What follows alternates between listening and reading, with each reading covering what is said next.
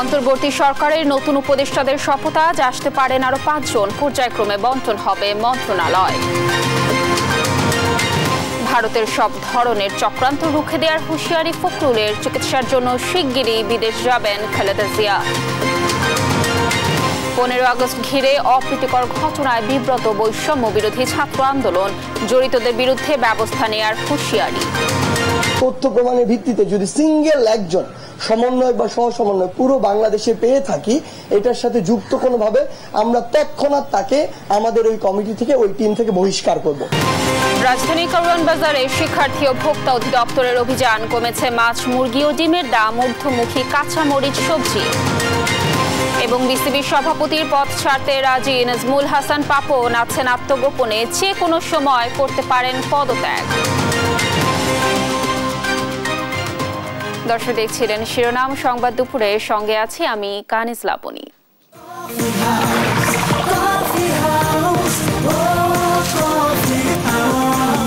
Coffee house, প্রতি চুমুকে আড্ডা জমে। দর্শক এবার চলে যাচ্ছে বিস্তারিত সংবাদে। নবগঠিত অন্তর্বর্তী সরকারের পরিধি আরও বাড়ছে। শুক্রবার শপথ নিতে পারেন নতুন কয়েকজন উপদেষ্টা। বঙ্গভবনের একটি সূত্র গণমাধ্যমকে জানায় আরও ৫ জন নতুন উপদেষ্টা শুক্রবার শপথ নেবেন। এজন্য প্রস্তুত রাখা হয়েছে নতুন গাড়ি। নতুন 4 উপদেষ্টার সম্ভাব্য নাম ওয়াহিদ উদ্দিন মাহমুদ, আলী ইমাম মজুমদার, লেফটেন্যান্ট জেনারেল অবসরপ্রাপ্ত জাহাঙ্গীর আলম ও ফজল কবির খান। প্রধান উপদেষ্টা ডক্টর ইউনূসের হাতে রাখা হয়েছে প্রতিরক্ষা, শিক্ষা, সড়ক পরিবহন, খাদ্য, কৃষি, জনপ্রশাসন সহ 24টি মন্ত্রণালয়। বিশেষজ্ঞরা ধারণা করছেন এভাবেই পর্যায়ক্রমে বিভিন্ন উপদেষ্টাদের মাঝে ভাগ করে দেয়া হবে মন্ত্রণালয়গুলো।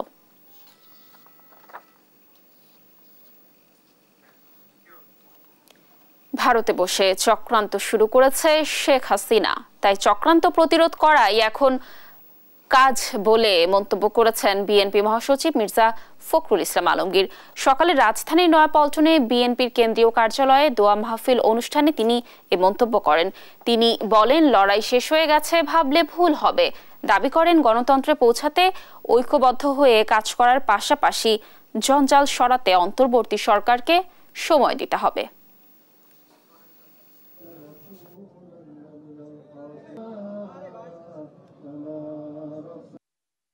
কোন মুহূর্তে ভারত থেকে যিনি বসে আছেন শেখ হাসিনা, তিনি তার সুযোগ গ্রহণ করতে পারেন এবং চক্রান্ত শুরু করেছেন। সেই চক্রান্তকে প্রতিরোধ করাই আমাদের কাজ। আল্লাহ যদি রহম করেন, ম্যাডাম অতি শীঘ্র আমরা বিদেশে চিকিৎসার জন্য নিয়ে যাব।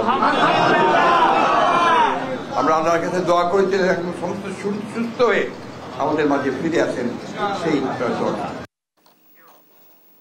15 আগস্ট ঘিরে অপ্রীতিকর ঘটনায় বিব্রত বৈষম্য বিরোধী ছাত্র আন্দোলন। জড়িতদের বিরুদ্ধে ব্যবস্থা নেয়ার হুঁশিয়ারি দিয়েছেন বৈষম্য বিরোধী ছাত্র আন্দোলনের সমন্বয়ক শারজিস আলম। সকালে গণমাধ্যমের মুখোমুখি হয়ে তিনি আরো বলেন, শোক প্রকাশে যারা বাধা দিয়েছে তাদের বৈষম্য বিরোধী ছাত্র আন্দোলন বয়কট করবে।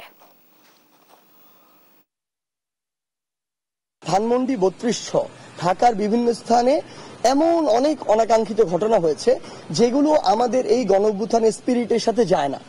আমরা যে বাংলাদেশের প্রত্যাশা করি, সেই যে বাংলাদেশের স্বপ্ন দেখি, সেটির সাথে আমরা এটা কখনো যায় না। বৈষম্য বিরোধী ছাত্র আন্দোলন প্ল্যাটফর্মের আমরা সকলে একসাথে বসে কথা বলেছি, যখন রাতে আলোচনা করেছি, আমরা আমাদের জায়গা থেকে স্পষ্ট বলি, আমরা খুঁজছি যে এগুলোর সাথে আমাদের কোনো সমন্বয় কিংবা সহ সমন্বয় যুক্ত আছে কিনা।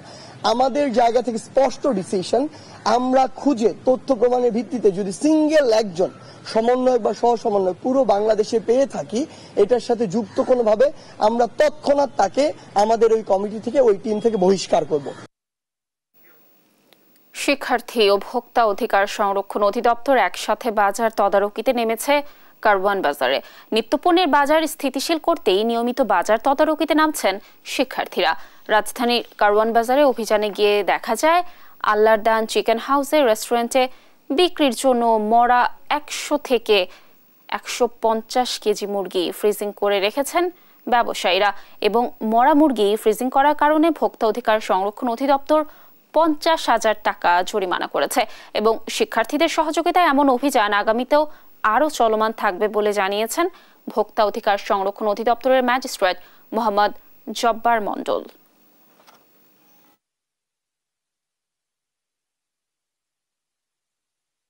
জেরার মুখে ওনারা স্বীকারোক্তি দিলেন যে এগুলো সব মরা মুরগি ওনারা বিভিন্ন রেস্টুরেন্টে সাপ্লাই দিয়ে থাকেন, তবে ভবিষ্যতে এগুলো করবেন না এমনটি জানিয়েছে।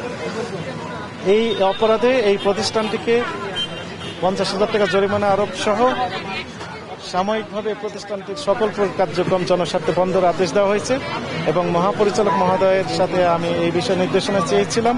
স্যার নির্দেশনা দিয়েছেন যে আইনের সর্বোচ্চ প্রয়োগ, অর্থাৎ আমরা এখন পুলিশ তেজগাঁও থানা পুলিশকে জানিয়েছি, তারা আসতেছেন, তাদের কাছে আমরা সুপর্দ করব। তদন্তে আসলে বের হয়ে আসবে যে কোন কোন রেস্টুরেন্ট এর সাথে জড়িত আছে, তারা কোন কোন রেস্টুরেন্টে সাপ্লাই দেয়, সেগুলো এখন বের করা হবে।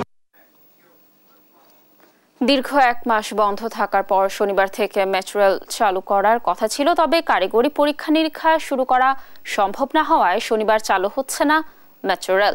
বৃহস্পতিবার রাতে মেট্রো রেল পরিচালনা প্রতিষ্ঠান Dhaka mass transit company limited DMTCL এর সচিব মোহাম্মদ আব্দুর রৌফের সই করা এক বিজ্ঞপ্তিতে এ তথ্য জানানো হয়।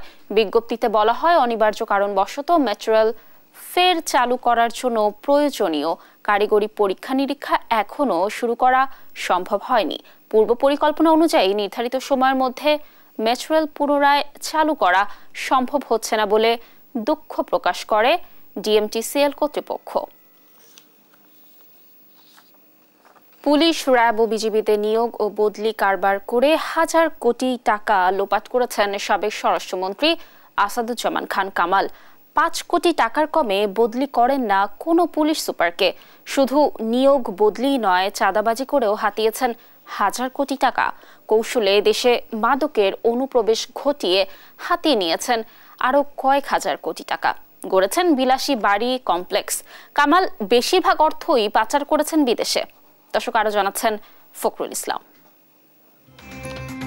ঠান্ডা মাথার খুনি সাবেক স্বরাষ্ট্রমন্ত্রী আসাদুজ্জামান খান কামাল গত 9 বছরে বিরোধী মত দমনে আইনশৃঙ্খলা বাহিনীর অনুগত সদস্যদের দিয়ে গড়েন কিলিং বাহিনী। জুলাই জুড়ে ছাত্র জনতার অভ্যুত্থানের উপর হায়নার মতো গুলি করে কেড়ে নিয়েছিলেন সহস্রাধিক নিরীহ ছাত্র জনতার প্রাণ। ছাত্র জনতার অভ্যুত্থানে সাবেক প্রধানমন্ত্রী শেখ হাসিনা পালালে নিজেও চলে যান আত্মগোপনে। ইতিহাসে কাউকে ক্ষমা করে না। দেশের আইনশৃঙ্খলা ও জানমালের নিরাপত্তা রক্ষার পরিবর্তে আইনশৃঙ্খলা বাহিনীকে ব্যবহার করেন টাকা কামানোর হাতিয়ার হিসেবে। স্বরাষ্ট্র মন্ত্রণালয় গড়ে তোলেন ঘুষ নিয়োগ বাণিজ্যের 5 সদস্যের syndicate. Police, RAB, BGB, fire service, মাদকদ্রব্য নিয়ন্ত্রণ অধিদপ্তর ও পাসপোর্ট অধিদপ্তরে নিয়োগ বদলি বাণিজ্য করে নিতেন বস্তায় বস্তায় টাকা। ডক্টর হারুনুর রশিদ বিশ্বাসের নেতৃত্বে স্বরাষ্ট্র মন্ত্রণালয়ের এই 5 সদস্যের সিন্ডিকেট দিয়ে অবৈধ বাণিজ্য নিয়ন্ত্রণ করতেন আসাদুজ্জামান খান কামাল। জেলা পুলিশ সুপার নিয়োগে জেলা ভেদে নিতেন 2 কোটি থেকে 5 কোটি টাকা। গাজীপুর মেট্রোপলিটন পুলিশ কমিশনার হিসেবে মোল্লা নজরুলকে নিয়োগ দিতে কামাল নিয়েছেন 5 কোটি টাকা। বিভিন্ন এনজিও নো অবজেকশন সার্টিফিকেট নিতে আসাদুজ্জামান কামালকে দিতে হয়েছে 80 লাখ থেকে 1 কোটি টাকা। 2023 সালের 2 অক্টোবর ফায়ার সার্ভিসে 535 জনকে নিয়োগ দেওয়া হয় জন প্রতি 8 থেকে 12 লাখ টাকা নিয়ে। মন্ত্রণালয়ের এমন নিয়োগ বদলি আর ঘুষ বাণিজ্য করে 9 বছরে কামাল হারুন সিন্ডিকেট হাতিয়েছেন হাজার কোটি টাকা।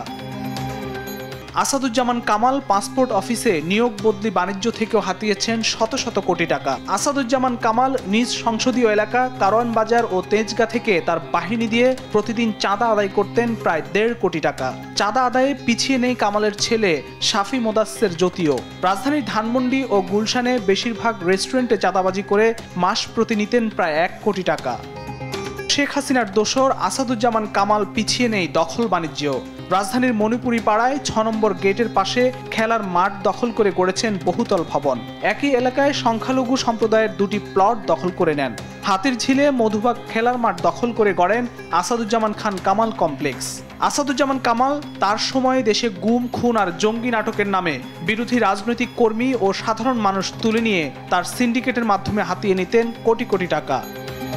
আসাদুজ্জামান কামাল রাজধানীর বাইরেও গড়েন অটো ব্রিকফিল্ড ও কারখানা। কামাল তার হাজার কোটি টাকা বিদেশে পাচার করেছেন বলে অভিযোগ রয়েছে। সম্প্রতি স্বৈরাচার শেখ হাসিনা ছাত্র জনতার অভ্যুত্থানে পালিয়ে গেলে আত্মগোপনে চলে যান কুখ্যাত দুর্নীতিবাজ এই সাবেক স্বরাষ্ট্রমন্ত্রীও। তার এমন ভয়াবহ দুর্নীতির বিষয় অনুসন্ধানে নামে দুর্নীতি দমন কমিশন। জনাব আসাদুজ্জামান খান এবং তার সাথে কয়েকজন কর্মকর্তার বিরুদ্ধে দুর্নীতির অভিযোগ সংক্রান্ত একটি অভিযোগ আমাদের দুর্নীতি দমন কমিশনে এসেছে এবং প্রাথমিক কিছু সত্যতা পাওয়া গেছে বলে 5 সদস্য বিশিষ্ট একটি কমিটি গঠন করা হয়েছে। স্বৈরাচার সরকারের সেকেন্ড ইন কমান্ড আসাদুজ্জামান কামালের বিরুদ্ধে তদন্ত করে দ্রুতই আইনের আওতায় আনা হবে বলে জানালো দুদক। ফখরুল ইসলাম, দেশ টিভি, ঢাকা। চায়ের দোকানের সাধারণ কর্মচারী থেকে পৌর আওয়ামী লীগের সাধারণ সম্পাদক, ক্ষমতার কাছাকাছি থাকায় শত কোটি টাকার মালিক, মানিকগঞ্জে পরিবহন খাত থেকে চাঁদাবাজি করে সম্পদের পাহাড় গড়ার অভিযোগ উঠেছে জাহিদুল ইসলাম জাহিদের বিরুদ্ধে। এলাকায় রয়েছে একাধিক বাড়ি ও গাড়ি। আব্দুল আলিমের তথ্যচিত্রে সালমা জাহানের ডেস্ক রিপোর্ট। মানিকগঞ্জ বাস স্ট্যান্ডে চায়ের দোকানের কর্মচারী ছিলেন জাহিদুল ইসলাম জাহিদ। 96 সালের দিকে যুক্ত হন রাজনীতিতে। শুরুতে বিএনপি করলেও পরে পদ পাল্টে যোগ দেন জাতীয় পার্টিতে। পরে সাবেক স্বাস্থ্যমন্ত্রী জাহিদ মালেকের মদদে আওয়ামী লীগে যোগ দেন তিনি। 2017 সালে পৌর আওয়ামী লীগের সাধারণ সম্পাদক পদ পান। মানিকগঞ্জ বাস টার্মিনাল সহ মালিক সমিতি নিয়ন্ত্রণে নিয়ে নিজেকে সভাপতিও ঘোষণা করেন। সেই সঙ্গে জেলার bus, mini bus, microbus, auto tempo owners group দখল করে চাঁদাবাজির নেতৃত্ব দেন জাহিদ। টেন্ডারবাজি, স্থানীয় এলাকায় জমি দখল সহ সন্ত্রাসী কর্মকাণ্ডেও জড়িয়ে পড়েন তিনি। আমলেকের নেতা জাহিদ 90 টাকা করে চাঁদা নিত প্রতিদিন, এই গাড়িতে থেকে ছোট গাড়িতে থেকে প্রতিদিন চাঁদা নিত 90 টাকা করে, আর 300 টাকা করে মান্তি নিত। আওয়ামী লীগের নেতা জাহিদ 1350 টাকা করে চাঁদা নিত। প্রতিদিন গাড়ি চলে আপনার মনে করেন যে 40টা 50টা। মানিকগঞ্জে 5 শতাধিক পরিবহন থেকে মাসে 50 লাখের বেশি টাকা চাঁদা নিতেন জাহিদ। নামে বেনামে গড়ে তোলেন সম্পদের পাহাড়। মানিকগঞ্জে 3টি বিলাসবহুল বাড়ির পাশাপাশি বাস স্ট্যান্ডে গড়ে তোলেন জাহিদ টাওয়ার। এছাড়াও সাভারে রয়েছে একটি বাড়ি। বিষয়টি নজরে এসেছে দুদকের। তদন্তের আশ্বাস দিয়েছেন এই পাবলিক প্রসিকিউটর। এটা দুর্নীতি, যেটা সেটা দুর্নীতি। দুর্নীতি কিন্তু কোনো আমলেই সুনীতি হয় না। দুর্নীতির মাধ্যমে জ্ঞাত আয় বহির্ভূত সম্পদ যদি কেউ উপার্জন করে থাকে, তাতে আইনের আওতায় এনে তাতে বিচার হওয়াটা আমার দুদকও কামনা করে, দেশবাসীও চায়। জাহিদের এই সম্পদের উৎস কি তা যাচাই দুদক, গোয়েন্দা সংস্থা সহ সংশ্লিষ্ট দপ্তরের দৃষ্টি আকর্ষণ করছেন এলাকাবাসী। নিউজ ডেস্ক, দেশ টিভি। দলীয় প্রভাব খাটিয়ে শূন্য থেকে অঢেল সম্পদের মালিক বরগুনার আমতলী উপজেলা আওয়ামী লীগ নেতা শহীদুল ইসলাম। একসময় অর্থ সংকটে থাকা শহীদ চেয়ারম্যান হয়ে গেছেন একাধিক ফ্ল্যাট, প্লট সহ আলিশান বাড়ির মালিক। স্থানীয়দের অভিযোগ, ভুয়া প্রকল্প দেখিয়ে সরকারের কোটি কোটি টাকা আত্মসাৎ করেন তিনি। জমি দখল করতে বহু এলাকাবাসীর উপর চালান অমানসিক নির্যাতন। রিয়াজ আহমেদ মুসার তথ্যচিত্রে দেখুন ডেস্ক রিপোর্ট। বরগুনার আমতলী উপজেলা আওয়ামী লীগের যুগ্ম সাধারণ সম্পাদক মোহাম্মদ শহীদুল ইসলাম, স্থানীয়দের কাছে যিনি শহীদ চেয়ারম্যান নামে পরিচিত। গত 15 বছরে অন্যের জমি দখল করে সম্পদে ফুলে ফেপে উঠেছেন এই আওয়ামী লীগ নেতা। ঢাকায় একাধিক প্লট, ফ্ল্যাট সহ আমতলীতে বানিয়েছেন আলিশান বাড়ি। জোর করে অন্যের জমি দখল করে শেখ হাসিনার নামে বানিয়েছেন শিক্ষা প্রতিষ্ঠান। স্ত্রীর বড় বোনের জমি দখল করতেও দ্বিধাবোধ করেননি শহীদুল। জমি দখলে বাধা দিলে নির্মম নির্যাতনের শিকার হতে হতো মালিকদের, এমনকি এলাকাও ছাড়তে হয়েছে অনেককে। আমার বাপদাদার রেকর্ডের সম্পত্তি, এ জায়গায় আমি বাধা দিছি, আমি ডিসির দ্বারে গেছি, এফসির দ্বারে গেছি, কোনখানেই আমি বিচার পাইনি। এই আওয়ামী লীগ ক্ষমতায় আওয়ানোর পর হে রাতে দিনে হে বড় লোক। আমাকে বাড়িঘর সব শহীদুল ইসলাম শহীদুল চেয়ারম্যান লয়ে গেছি গিয়া। ঠিকাদারি করে এলাকার রাস্তাঘাট, ব্রিজ, কালভার্ট নির্মাণ না করেই অর্থ লোপাটের অভিযোগ রয়েছে তার বিরুদ্ধে। এছাড়াও ভৌতিক প্রকল্পের অনুমোদন না দিলে প্রকৌশলীদের মারধর সহ চালানো হতো মানসিক নির্যাতন। আওয়ামী লীগের পদ পদবি ব্যবহার করে ঠিকাদারির নামে সে সীমাহীন লুটপাট করেছে। ব্রিজ না করেও ব্রিজ বিল তুলে উঠিয়ে নিয়ে গেছে।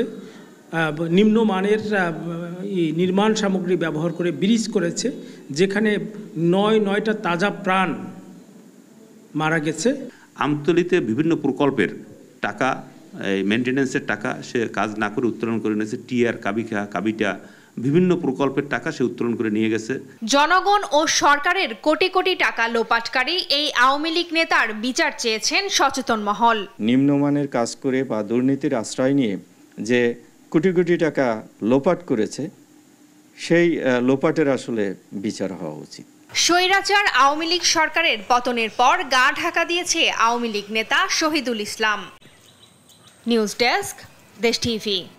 এবছর চাঁপাইনবাবগঞ্জের আমের উৎপাদন কম হওয়ায় দাম আকাশচুম্বী। দর্শকের ব্যাপারে বিস্তারিত জানাতে কানসাট বাজার থেকে সরাসরি যুক্ত হচ্ছেন সহকর্মী তারেক রহমান। তারেক, বাজারে আমের দর কেমন দেখছেন, ক্রেতা বিক্রেতারা কি বলছেন, এ ব্যাপারে বিস্তারিত জানাবেন।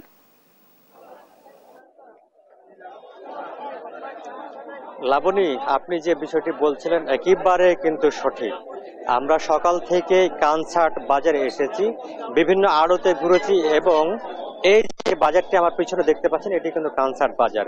এই বাজারটি আমরা প্রচার মাধ্যম থেকে বিভিন্ন মাধ্যম থেকে জেনেছি যে এশিয়ার মধ্যে সর্ববৃহৎ এই আমের বাজার কানসাট এবং এটি 100 বছরের ঐতিহ্য। এখানে সারা দেশ থেকে ব্যাপারীরা আম কিনতে আসেন এবং এখান থেকে আম কিনে সারা দেশে তারা নিয়ে যান। আমরা সকাল থেকে এসে যে বিষয়টি জানতে পেরেছি এখানে ফজলি আম একেবারে শেষ প্রান্তে চলে এসেছে, 2-1 ভার নামছে, সেক্ষেত্রে 11 থেকে 12,000 টাকা মন বিক্রি হচ্ছে এবং 80 আম বিক্রি হচ্ছে কি যে 3,000 থেকে 3,500 টাকা মন এবং বাড়ি 4, বাড়ি 7 এসব আমগুলা প্রায় 8,000 টাকা মন হিসেবে বিক্রি হচ্ছে। এছাড়া গোড়মতি যে আমটি আছে চাঁপাইনবাবগঞ্জের একটি লোকাল আম, এই আমটি প্রায় 7 থেকে 8,000 টাকা মন বিক্রি হচ্ছে। আমরা আপনাদেরকে একটু দেখানোর চেষ্টা করি আমের যে বাজার, এই বাজারে ক্রেতা এবং বিক্রেতারা এসেছেন আম নিয়ে এসেছেন, তারা আম বিক্রি করছেন এবং দাম দরও করছে। আপনাদেরকে আমি একটু দেখাতে চাই যে এই আমটি বিক্রি হয়েছে 2550 টাকা, অর্থাৎ এটি আশিনা আম। আপনারা দেখতে পাচ্ছেন আশিনা আম, এই মুহূর্তে আশিনা আমেই কিন্তু ভরপুর এই কানসাট বাজার। আপনারা জেনে রাখবে, আপনাদেরকে বলে রাখি যে চলতি মৌসুমে কিন্তু এই চাঁপাইনবাবগঞ্জে আম উৎপাদন একেবারে কম হয়েছে। এই আম উৎপাদন কম হওয়ার কারণে কিন্তু এবার আমের দাম বেশি বলে ক্রেতা এবং বিক্রেতারা আমাদেরকে জানিয়েছেন। এছাড়া আরেকটি অভিযোগ ছিল যে এই কানসাট বাজারে আম যারা চাষি আছে তারা কিন্তু আড়তদার এবং ফড়িয়াদের কাছে তারা কিন্তু জিম্মি হয়ে পড়েছে। আমরা সাধারণত জেনে থাকি কাঁচা আম 40 কেজি অথবা 42 কেজিতে 1 মন হওয়ার কথা থাকলেও এই কানসাট বাজারে 50 থেকে 55 কেজিতে 1 মন আম ব্যবসায়ীদের জিম্মি করে নিয়ে থাকেন আড়তদার এবং ফড়িয়েরা। আমরা একটু এখানকার একজন আম ব্যবসায়ীর সাথে কথা বলতে চাই। আপনি একটু বলবেন এখানে কি আম আজকে বাজারে বিক্রি হচ্ছে এবং দাম কেমন দেখছেন? আজকে আপনার প্যাকেট গতকালকে ছিল আপনার 2300-2400, আজকে হঠাৎ করে 2700-2800, 3000। আর বিনা প্যাকেট গালা ছিল গতকাল আপনার 3200, একটু 2700, ওগুলো চাইছে 4000, 4.5। আমার দাম অনেক বেশি, কালকে কত 500-700 মনে দাম করেছে। আজকেও বাজার মানে কালকের কত অনেক দাম বেশি। জি, আসলে একজন আম ব্যবসায়ী যে বিষয়টা জানালেন যে যত দিন যাচ্ছে ততই কিন্তু এখানে এই কানসাট বাজারে আমের দাম বৃদ্ধি পাচ্ছে। আপনাদেরকে বলে রাখি যে জুন মাস থেকে কিন্তু এই কানসাট বাজারে আম উঠতে শুরু করেছিল এবং আগস্ট মাসে প্রায় মাঝামাঝিতে চলেছে। সেপ্টেম্বর মাস পর্যন্ত এই কানসাট বাজারে আম পাওয়া যাবে বলে আমাদেরকে ক্রেতা বিক্রেতা এবং আম ব্যবসায়ীরা জানিয়েছেন। লাবণী, এই ছিল আমার কাছে কানসাট বাজার থেকে সর্বশেষ আমের পরিস্থিতি। ধন্যবাদ তারেক আমাদের সাথে যুক্ত থাকার জন্য। দর্শক, এবছর চাঁপাইনবাবগঞ্জে আমের উৎপাদন কম হওয়ায় দাম বেশ আকাশচুম্বী। এই ব্যাপারে বিস্তারিত তথ্য জানাচ্ছিলেন আমাদের সহকর্মী তারেক। নরসিংদী শহরের বিভিন্ন শিক্ষা প্রতিষ্ঠান ও স্থাপনার দেয়ালে শোভা পাচ্ছে শিক্ষার্থীদের আঁকা গ্রাফিতিগুলোতে সাম্প্রদায়িক সম্প্রীতি, দেশের ইতিহাস ও ছাত্র আন্দোলনের উত্তাল দিনগুলোর চিত্র ফুটিয়ে তোলার চেষ্টা করা হয়েছে। নরসিংদী প্রতিনিধি সুমন বর্মনের পাঠানো তথ্যচিত্রে ফারজানা ইসলামের ডেস্ক রিপোর্ট। নরসিংদী সরকারি কলেজ ক্যাম্পাসে রং তুলির আঁচড়ে গ্রাফিতিতে ফুটে উঠেছে সংগ্রাম, সৌহার্দ্য আর স্বাধীনতার বার্তা। এঁকেছেন কলেজের কয়েকশো শিক্ষার্থী। অপেশাদার হাতের রং তুলির আঁচড়ে ফুটে ওঠে ফ্রিডম, বলবীর, উন্নত মমশির সহ নানা উক্তি। এ সময় উৎসব মুখর পরিবেশে শিক্ষার্থীদের আঁকা গ্রাফিতি দেখতে ভিড় করে নানা পেশার মানুষ। আমরা আমাদের কিছু ফ্রেন্ডরা মিলে আর কি ফ্রিডম গ্রাফি করেছি, কারণ আমাদের দেশ আমরা বলতে পারবো এখন স্বাধীন। আমরা যারা ছাত্র আছি তারা আমরা রং তুলির মাধ্যমে আমাদের প্রতিবাদটা আমরা স্পষ্ট করতে চাচ্ছি। আন্দোলনটা এতদিন হয়েছে তার সচিত্র ফুটায় ওঠার মাধ্যমে যাতে সবাই জানতে পারে, এটাই হচ্ছে আমাদের মূল উদ্দেশ্য। বাংলা ভাষা দিয়ে ক্যালিগ্রাফি আর্ট করা হয়েছে, এখানে আরবি ভাষা এবং বাংলা ভাষা সহকারে ক্যালিগ্রাফি করা হয়েছে। আর ওইখানে হিন্দু সনাতনী ধর্মের ভাইদের যেই ভাষা ওইটা দিয়া ক্যালিগ্রাফি আর্ট করা হয়েছে। দেশে বিভিন্ন জায়গায় ময়লা পরিষ্কার করছি, দেয়াল লিখন করছি, দেয়ালগুলো অপরিষ্কার আছে ওইগুলা পরিষ্কার করছি, ট্রাফিক দায়িত্ব, হসপিটাল ম্যানেজিং, বাজার মনিটরিং, এরকম বিভিন্ন নানান ধরনের আমরা কর্মসূচি পালন করছি। এছাড়াও স্বৈরাচার পতনের আন্দোলনে নিহত ও আহত শিক্ষার্থীদের স্মরণ করা হয় গানের মাধ্যমেও। গলা মিলিয়ে একদল গেয়েছে দেশাত্মবোধক গান। তুমি সুফিয়া কামালের কাব্য ভাষায় নারীর অধিকার, তুমি স্বাধীন বাংলা বেতার কেন্দ্রে সান্ধ্যচুরির ধার। শিক্ষকরা বলছেন দেয়ালে দেয়ালে ফুটে উঠেছে অসাম্প্রদায়িক বাংলাদেশের চেতনা। আমরা সবাইকে নিয়ে ভালো থাকতে চাই এবং সুন্দরভাবে থাকতে চাই। আর শিক্ষার্থীদের আমি যেটা বলবো, এই মুহূর্তে সবচেয়ে বেশি তাদের এই মুহূর্তে গুরুত্ব দেওয়া দরকার, যেটা যে হিন্দু কমিউনিটিকে সুরক্ষা দেওয়ার যে কাজটা, এবং তারা যে আতঙ্কে ভুগছে এবং তাদের পাশে গিয়ে যেন তারা দাঁড়ায়। বদলে যাওয়া নতুন বাংলাদেশকে তুলে ধরা ও ছাত্র আন্দোলনে জড়িতদের ত্যাগ মানুষের মাঝে স্মরণীয় রাখতেই এই উদ্যোগ নেওয়া হয়েছে বলে জানান শিক্ষার্থীরা। নিউজ ডেস্ক, দেশ টিভি। দর্শক, এই ছিল এখনকার সংবাদ দুপুর। পরের বুলেটিন দেখার আমন্ত্রণ রইল। এছাড়া দেশ টিভির সর্বশেষ সব খবর পেতে ভিজিট করুন www.desh.tv। ফেসবুকে আমাদের সঙ্গে যুক্ত থাকুন দেশ টিভি, অথবা দেশ টেলিভিশন পেজে সর্বশেষ সব ভিডিও পেতে ইউটিউবে আমাদের হ্যান্ডেল @দেশ টেলিভিশন অথবা @দেশ টিভি নিউজ লিখে সার্চ করুন। ধন্যবাদ সবাইকে।